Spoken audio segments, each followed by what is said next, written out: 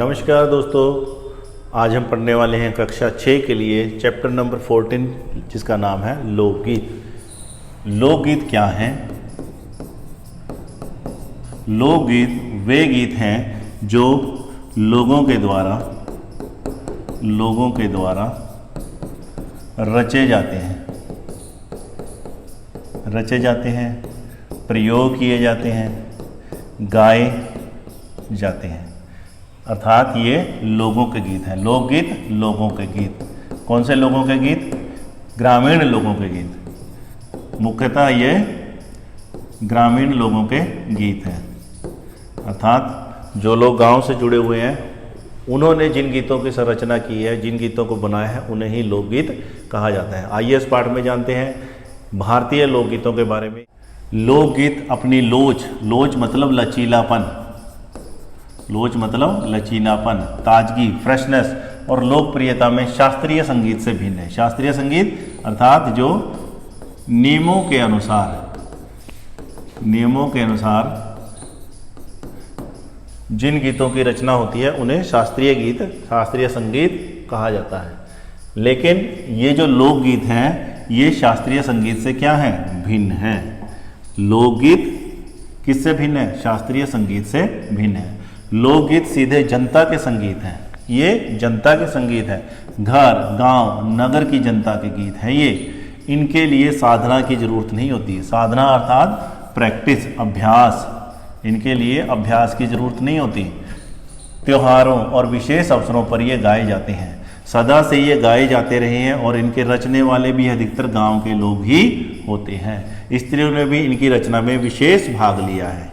इनकी रचना में, इनको बनाने में किसने विशेष भाग लिया है? स्त्रियों ने, महिलाओं ने।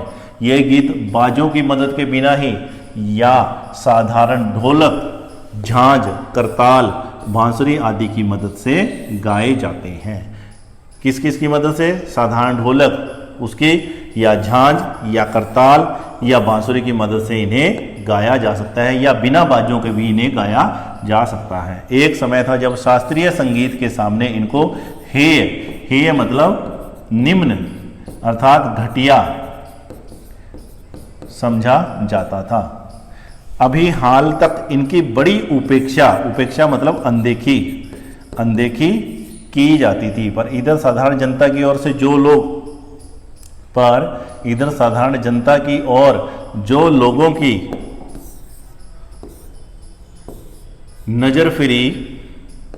नजर फिरी तो साहित्य और कला के क्षेत्र में भी परिवर्तन हुआ। अनेक लोगों ने विभिन्न प्रकार की बोलियों के लोक साहित्य और लोक गीतों के संग्रह पर कमर बांधी। अर्थात उन्होंने लोक साहित्य और लोक गीतों का क्या किया? संग्रह, अर्थात उन्हें इकट्ठा करना शुरू किया। और इस प्रकार के अनेक ऐसे जो है वो संग्रह अब तक प्रकाशित भी हो चुके हैं। अर्थात उनका कंपाइलेशन, उनको इकट्ठा करके एक पुस्तक के माध्यम से प्रकाशित भी किया गया है, प्रिंट भी किया गया है। लोकगीतों के कई प्रकार के लोकगीत हैं। इनका एक प्रकार तो बड़ा ही ओजस्वी मतलब जोशीला और सजीव है, अर्थात बहुत ही जोश वाला है। यह इस देश के आदिवासियों के संगीत हैं। कौन? लोकगीत आदिवासियों का संगीत है। मध्य प्रदेश, दक्कन, छोटा नागपुर में गोंड खांड, उरांव मुंडा, भील संथाल आदि फैले हुए हैं। ये जो आदिवासी हैं कौन? गोंड खांड, उरांव मुंडा, भील संथाल, ये सब कहाँ फैले हुए हैं? मध्य प्रदेश, दक्कन और छोटा नागपुर में। तो ये जो लोकगीत हैं इनके संगीत हैं जिनमें आज भी जीवन नियमों की जकड़ में बंध ना सका और निर्द्वंद लहराता है। अर्थात ये लोकगीत आज भी इन आदिवासियों में जो है वो दिखाई देते हैं जिन्हें जीवन नियमों की जकड़ में बंध ना सका। अर्थात जीवन के जो नए नियम है, जो आधुनिकता है, इन आदिवासियों को अभी तक वो अपने नियमों में बांध नहीं सकी और यह निर्द्वंद बिना किसी रुकावट के चल रहे हैं, आज भी वो इन गीतों का प्रयोग कर रहे हैं। इनके गीत और नाच अधिकतर साथ साथ और बड़े बड़े दलों में, दल मतलब ग्रुप, बड़े बड़े ग्रुपों में, बड़े बड़े समूहों में गाए और नाचे जाते हैं। 20-20, 30-30 आदमियों और औरतों के दल एक साथ एक दूसरे के जवाब में गाते हैं और दिशाएं गूंज उठती हैं। पहाड़ियों के अपने अपने गीत हैं, उनके अपने अपने भिन्न रूप होते हुए भी, अर्थात पहाड़ियों के अपने गीत हैं, मैदानी इलाकों के अपने गीत हैं, आदिवासियों के अपने गीत हैं। तो वो कह रहे हैं कि पहाड़ियों के अपने अपने गीत हैं और उनके अपने अपने भिन्न रूप होते हुए भी अशास्त्रीय होने के कारण, ये शास्त्रीय नहीं है, अशास्त्रीय होने के कारण उनमें अपनी एक समान भूमि है। अर्थात उनका जो बैकग्राउंड है वो लगभग एक जैसा ही है। गढ़वाल, पहाड़ी इलाकों की बात करें, किन्नौर, कांगड़ा आदि के अपने अपने गीत और अपने अपने उनके गाने की विधियां हैं। अर्थात उनके गाने के अपने अपने ढंग हैं और उनके अपने अपने गीत हैं, लेकिन उनकी जो पृष्ठभूमि है वो एक जैसी ही है। इसी कारण से इनका नाम पहाड़ी गीत पड़ गया है, इसलिए उसका अलग नाम ही पहाड़ी पड़ गया है। अर्थात जो पहाड़ों पे गाए जाने वाले गीत हैं वो है अलग अलग, लेकिन उनकी पृष्ठभूमि एक जैसी है, उनका बैकग्राउंड एक जैसा है, इसलिए उन्हें जो है वो सभी गीतों को पहाड़ी गीत कहा जाने लगा है। वास्तविक लोकगीत देश के गांव और देहातों में है। गांव और देहात यानी कि गांव और देहातों में ही वास्तविक असली लोकगीत है। इनका संबंध देहात की जनता से है। बड़ी जान होती है इनमें, किसमें? लोकगीतों में। चैता, कजरी, बारामासा, सावन आदि मिर्जापुर में, बनारस और उत्तर प्रदेश के पूर्वी और बिहार के पश्चिमी जिलों में गाए जाते हैं। कहाँ कहाँ पर कौन कौन से गीत? लोकगीतों के नाम चैता, कजरी, बारामासा और सावन। ये जो लोकगीत हैं कहाँ कहाँ गाए जाते हैं? मिर्जापुर, बनारस और उत्तर प्रदेश के पूर्वी और बिहार के पश्चिमी जिलों में गाए जाते हैं। बाउल और भतियाली, कौन कौन से? बाउल और भतियाली, ये बंगाल के लोकगीत हैं। आप यहाँ पर देख सकते हैं कौन कौन से लोकगीत कहाँ कहाँ से हैं। उत्तर प्रदेश और बिहार के कौन कौन से? चैता, कचरी, बारामासा और सावन। बाउल और भतियाली कहाँ के? बंगाल के। पंजाब में माहिया, इसी प्रकार हीर रांझा पंजाब में। सोनी महिवाल का संबंध भी पंजाबी में है। और ढोला मारू, इनका संबंध, इन आदि के गीत राजस्थानी में बड़े चाव से गाए जाते हैं। अर्थात यहाँ पे हमें क्या जानना चाहिए कि कौन सी जगह के कौन से लोकगीत हैं, इस पे आप एक बार ध्यान दीजिए।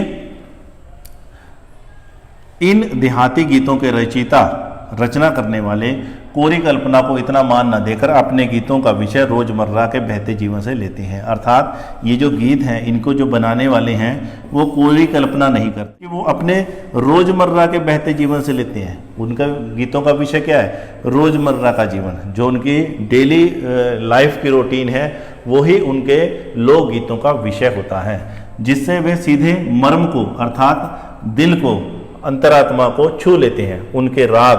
उनके राग भी साधारणतः पीलू, सारंग, दुर्गा, सावन, सोरठ आदि हैं। लोकगीतों के राग कौन से हैं? कौन से रागों में लोकगीत गाए जाते हैं? वो हैं पीलू, सारंग, दुर्गा, सावन और सोरठ। कहरवा, बिरहा, धोबिया आदि देहात में बहुत गाए जाते हैं और बड़ी भीड़ आकर्षित करते हैं। यहाँ पर आप उनके जो है वो राग देख सकते हैं, अर्थात उनके जो राग कौन कौन से रागों में जो है लोकगीत गाए जा सकते हैं वो आप यहाँ पर देख सकते हैं, जिसमें पीलू, सारंग, दुर्गा, सावन, सोरठ, कहरवा, बिरहा, धोबिया आदि देहात में बहुत गाए जाते हैं। इनकी भाषा के संबंध में कहा जा चुका है कि ये सभी लोकगीत गांव और इलाकों की बोलियों में गाए जाते हैं। इस कारण ये बड़े आह्लादकर यानी प्रसन्नता देने वाले और आनंददायक और आनंद देने वाले, मजे देने वाले होते हैं। राग तो इन गीतों के आकर्षक होते ही हैं, इनकी समझी जाने वाली भाषा भी इनकी सफलता का कारण है। इनके राग तो ऐसे हैं ही जो हमें जो है वो आकर्षित करते हैं, लेकिन इनकी जो भाषा है वो भी क्या है, हमें बहुत अच्छी लगती है, अपनी तरफ आकर्षित करती है। यहाँ मैं बताना चाहूँगा कि भाषा और बोली में क्या अंतर है। भाषा जो बड़े क्षेत्र में बोली जाती है, जिसका कोई मानक रूप है, और बोली एक सीमित क्षेत्र में बोली जाती है, अर्थात एक छोटे हिस्से में बोली जाती है, उसे बोली कहते हैं। और जब वो बड़े हिस्से में बोली जाती है तो उसे भाषा कहते हैं। आप ऐसे समझ सकते हैं, मान लो ये हमारी धरती है और इसके इतने हिस्से पर जो बोली जाएगी इसे भाषा कहेंगे, और जो बिल्कुल छोटे से हिस्से पे बोली जाएगी इसको बोली कहेंगे। अर्थात बोली का क्षेत्र सीमित होता है, छोटा होता है, और भाषा का क्षेत्र विस्तृत अर्थात बड़ा होता है। आगे देखिए, भोजपुरी में करीब 30-40 वर्षों से विदेशिया का प्रचार हुआ है। कौन सी बोली में? भोजपुरी में विदेशिया, ये जो लोकगीत है इसका बहुत प्रचार हुआ है, इसको बहुत फैलाया गया है। गाने वाले अनेक समूह इन्हें गाते हुए देहात में फिरते हैं। उधर के जिलों में विशेषकर बिहार में विदेशिया, कहाँ पर? बिहार में विदेशिया से बढ़कर दूसरे गाने लोकप्रिय नहीं है। अर्थात वहाँ पर जो सबसे ज़्यादा लोकप्रिय गीत हैं उनमें जो है लोकगीत हैं, जो उससे विदेशिया कहते हैं। इन गीतों में अधिकतर रसिक प्रियों, अर्थात जो रस का यानी आनंद लेने वाले, आनंद से प्रेम करने वाले और प्रियाओं की बात रहती है। अर्थात प्रेमी, रस प्रिय का मतलब आप समझो प्रेमी और प्रेमिकाओं की ही इसमें बातचीत रहती है। किसमें? विदेशिया में। परदेसी प्रेमी की, और इनसे करुणा और विरह का रस बरसता है। अर्थात इसमें जो है वो प्रेमी क्या है? परदेसी होता है, अर्थात दूसरे जगह पर दूसरे देश में पैसे कमाने जाता है, और वो जो है जो उसकी प्रेमिका है वो विरह में उसके जो है वो विदेशिया गीत गाती है। इसमें करुणा और विरह का रस बरसता है। जंगल की जातियों आदि के भी दल गीत होते हैं। जो जंगली जातियां हैं, जंगल में रहती हैं जो लोग, उनकी जो जातियां हैं उनके भी अपने दल गीत होते हैं, यानी कि ग्रुप सॉन्ग होते हैं। इकट्ठे समूह में गीत गाते हैं, जो अधिकतर बिरहा आदि गाए जाते हैं। पुरुष एक और स्त्रियां दूसरी और एक दूसरे के जवाब के रूप में दल बांधकर गाते हैं और दिशाएं गुंजा देते हैं। अर्थात इधर मान लो पुरुष है, इधर जो है वो 10 पुरुष हैं, और इधर सामने जो है वो 10 स्त्रियां हैं। तो ये एक दूसरे के आमने सामने पहले ये कुछ बोलेंगे, फिर ये कुछ गीत बोलेंगे, फिर ये। तो इस प्रकार से जो है ये गीत गाते हैं। ठीक है। पर इधर कुछ काल से इस प्रकार के दलीय गायन का ह्रास हुआ है। ह्रास मतलब कमी आई है। पिछले कुछ समय से इस प्रकार के दलीय गीतों में कमी आई है। एक दूसरे प्रकार के बड़े लोकप्रिय गाने आल्हा के हैं। किसके हैं? आल्हा के हैं। अधिकतर ये बुंदेलखंडी बोली है, बुंदेलखंडी में गाए जाते हैं। आरंभ में तो इनका चंदेल राजाओं के राजकवि जगनिक से माना जाता है। इनका संबंध जो है वो चंदेल जो राजा हुए हैं उनके जो राजकवि थे, राजकवि मतलब जो उस राजा का जो सबसे बड़ा कवि होता था, जगनिक से इनका संबंध माना जाता है। किसका? आल्हा जो गीत है इनका संबंध जगनिक से माना जाता है। ठीक है। और ये कहाँ पर गाए जाते हैं? बुंदेलखंडी बोली में गाए जाते हैं। जिसने आल्हा उदल की वीरता का अपने महाकाव्य में बखान किया है। किसने? जगनिक ने। जगनिक कवि ने अपने महाकाव्य में किसका बखान किया, किसका वर्णन किया है? उसने किया है आल्हा और उदल नाम के वीरों का वर्णन किया है। पर निश्चय ही उसके छंद को लेकर जन बोली में उनके विषय को दूसरे देहाती कवियों ने भी समय समय पर अपने गीतों में उतारा है। अर्थात दूसरे जो कवि हुए हैं उन्होंने भी इनसे प्रेरणा लेकर अपनी कविताएं रची हैं। ये गीत हमारे गांव में आज भी बहुत प्रेम से गाए जाते हैं। इन्हें गाने वाले लोग गांव-गांव ढोलक लिए गाते फिरते हैं। आल्हा उदल के गीतों को आज भी लोग बहुत प्रेम से गाते हैं और गांव-गांव में ढोलक लेकर घूमते हैं और इन गीतों को गाते हैं। इसी की सीमा पर उन गीतों का भी स्थान है जिन्हें नट रस्सियों पर खेल करते हुए गाते हैं। अर्थात कुछ गीत ऐसे हैं जिनको जो है लोग ऐसे रस्सी पर चढ़कर नाचते हुए गाते हैं। अधिकतर ये गद्य पद्यात्मक हैं। गद्य पद्यात्मक, गद्य मतलब पहरा और पद्यात्मक मतलब कविता। जैसे हम नॉर्मली जो है कुछ बात बोलते हैं, जैसे ये पाठ है तो ये गद्य है, और जब हम कविता पढ़ते हैं तो वो पद्य है। तो इनके जो गीत हैं जो नट रस्सियों पर खेल करते हुए गाते हैं, ये गद्य और पद्यात्मक हैं और इनके अपने बोल हैं। अनंत संख्या, अनंत मतलब जिसका अंत ना हो, अनंत संख्या अपने देश में स्त्रियों के गीतों की है और ये गीत भी लोकगीत ही हैं, पर अधिकतर इन्हें औरतें ही गाती हैं। इन्हें सृजती हैं, सृजती मतलब इन्हें बनाती हैं। तो अधिकतर गीत महिलाओं द्वारा बनाए जाते हैं और वही इन्हें सृजती हैं। वैसे मर्द रचने वाले या गाने वालों की भी कमी नहीं है। इसका अर्थ यह नहीं है कि मर्द यानी आदमी जो है वो लोकगीत नहीं बनाते हैं, लेकिन अधिक संख्या औरतों की है। पर इन गीतों का संबंध विशेषतः स्त्रियों से है। इस दृष्टि से भी भारत इस दिशा में सभी देशों से भिन्न है, क्योंकि संसार के अन्य देशों में स्त्रियों के अपने गीत मर्दों या जनगीतों से अलग और भिन्न नहीं है, मिले जुले ही हैं। त्योहारों पर, नदियों में नहाते समय के, नहाने जाते हुए राह के, विवाह के, मट कोड़ के, ज्योनार के, संबंधियों के लिए प्रेम युक्त, गाली के, जन्म आदि सभी अवसरों के अलग अलग गीत हैं। अर्थात भारत में अलग अलग अवसर के अलग अलग लोकगीत हैं। कभी नहाने के समय, नहाने जाते हुए रास्ते में गाने वाले गीत, विवाह में गाने वाले गीत, मट कोड़ के गीत, ज्योनार के गीत, संबंधियों और रिश्तेदारों के लिए प्यार वाली गाली देते हुए गीत जैसे शादियों वगैरह में गाए जाते हैं, और जब बच्चे का जन्म वगैरह होता है, कोई कार्यक्रम होता है, उसमें गाए जाने वाले विभिन्न प्रकार के अलग अलग गीत हैं जो स्त्रियां गाती हैं। और इन अवसरों पर कुछ आज से ही नहीं, प्राचीन काल से वे गाती रही हैं। अर्थात वे प्राचीन काल से वे गाती रही हैं। महाकवि कालिदास आदि ने भी अपने ग्रंथों में उन गीतों का हवाला दिया है।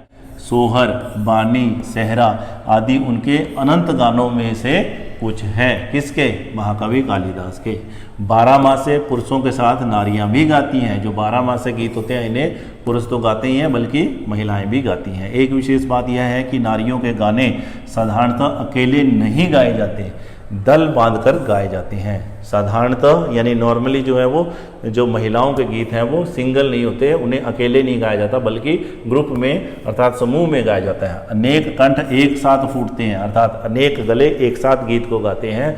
यद्यपि अधिकतर उनमें मेल नहीं होता, जबकि उनकी ट्यूनिंग, उनके जो है सुर, उनकी जो आवाज़ एक साथ नहीं मिलती, लेकिन फिर भी त्योहारों और शुभ अवसरों पर वे बहुत ही भले लगते हैं, अच्छे लगते हैं। गांव और नगरों में गायिकाएं भी होती हैं जो विवाह, जन्म आदि के अवसरों पर गाने के लिए बुला ली जाती हैं। सभी ऋतुओं में स्त्रियां उल्लसित होकर अर्थात प्रसन्न होकर दल बांधकर गाती हैं। जैसे तीज वगैरह के जो गीत होते हैं तो स्त्रियां जो है खुश होकर जो है वो समूह में दल बांधकर गीत गाती हैं। पर होली, बरसात की कजरी आदि तो उनकी अपनी ही चीज़ है और जो सुनते ही बनती है। लेकिन होली और बरसात पे जो वो गीत गाती हैं, कजरी वगैरह जो गीत गाती हैं, उनकी तो अपनी बात ही अलग है। पूर्व की बोलियों में अधिकतर मैथिल, कोकिल, विद्यापति के गीत। किसके? मैथिल, कोकिल, विद्यापति। ये विद्यापति जो है बहुत बड़े कवि हैं, इनके गीत हैं जो मैथिली में हैं। और कोकिल मतलब कोयल, अर्थात मैथिली भाषा के जो कोयल की तरह के जो जिनको सम्मान प्राप्त है वो विद्यापति के गीत गाए जाते हैं। कहाँ पर? पूर्व की बोलियों में। जो पूर्वी भारत का हिस्सा है उस तरफ जो गीत गाए जाते हैं वो अधिकतर विद्यापति के गीत गाए जाते हैं। पर सारे देश के कश्मीर से कन्याकुमारी तक, केरल तक और काठियावाड़, गुजरात, राजस्थान से उड़ीसा, आंध्र तक अपने अपने विद्यापति हैं। सभी जगहों के अपने अपने विद्यापति हैं, अर्थात अपने अपने लोकगीतों के रचयिता हैं।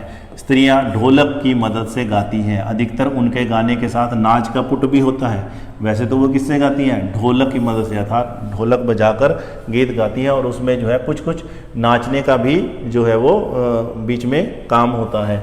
गुजरात का एक प्रकार का दलीय गायन गरबा है। गरबा आपने देखा ही होगा, बहुत फेमस है, जिसे विशेष विधि से घेरे में घूम घूम कर औरतें गाती हैं। साथ ही लकड़ियाँ भी बजाती हैं और जो बाजे का काम करती हैं। ये लकड़ियाँ ही जो है जो बजाती हैं वो बाजे का भी काम करती हैं और वो गाती भी हैं और वो साथ साथ नाचती भी हैं। इसमें नाच गान साथ साथ चलते हैं।